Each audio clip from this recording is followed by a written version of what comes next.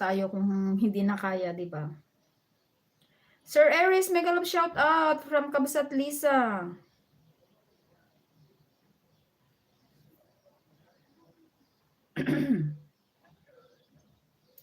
So ayan guys, give and sabi ko nga many times sa mga ano ko, give and take tayo guys sa mga pag-support natin. So ang ginagawa ko na lang naman ngayon, so kung sino lang yung nagsu-support sa akin, yun na rin ang ginagawa ko kasi nga talagang as in wala na akong time.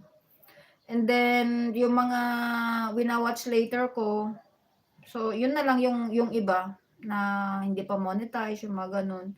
Pero most of the time guys, nag-ano naman ako, nagre-replay ako, nag-iiwan na lang ako ng bakas, mga ganun. Kung minsan mga live stream yung mga nire-replay ko.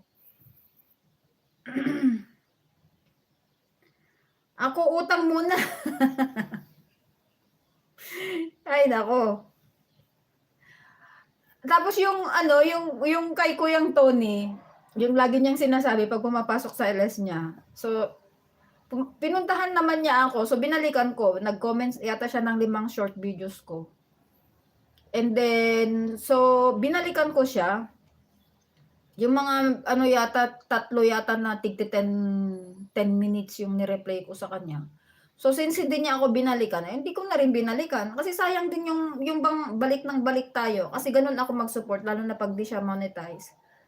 Talagang inaano ko guys, imbes na isang video lang, depende kasi kung ilang minutes yun. So ang ginawa ko, nag-reply ako ng 3 long videos niya. So after that, hindi naman na niya ako binalikan. So hindi rin. Hahaha, sis Kat, sabi niya. Ano man sinabi ni sis Kat dito sa taas? Oh, sis AJ, kaya masanay na kayo sa amoy na damit nyo pagpapasok ka sa live ko. Amoy garden ba, sis Kat? Kaya ako linggo lang live ko kasi pagod ako. O, diba, Kabsat Lisa? Ako naman nung isang araw, nag-ano ako, diba, nag-LS ako ng walking. So far, okay naman siya.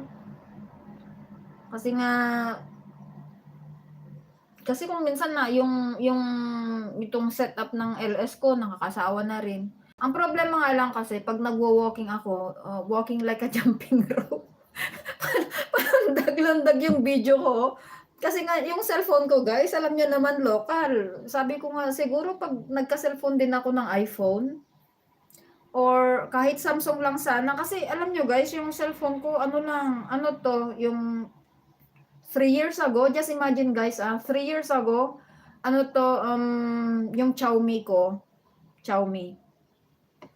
And then yung phone na pang LS ko, Alcatel guys, yan yung regalo ng husband ko nung na-monetize na ako, bago niya ako niregaluhan, 2022. So sad to say, nung 2023, nahulog ko siya guys. Nabitak yung screen niya, pero working pa naman. Just imagine guys, yung cellphone na yan, yung bitak na yan, nagamit ko na pang LS. Pumunta ako ng Netherlands, gamit ko pa rin yan. Pumunta ako sa Germany last year, ginamit ko pa rin na pang LS yan. Doon kay Sis Lori na bitak yung screen niya. So, ano guys, last November yata, dinala ko siya sa yung mga nagbebenta na yung mga brand ng mga phones. Kasi pag sa cell shop, ayaw naman nilang ano.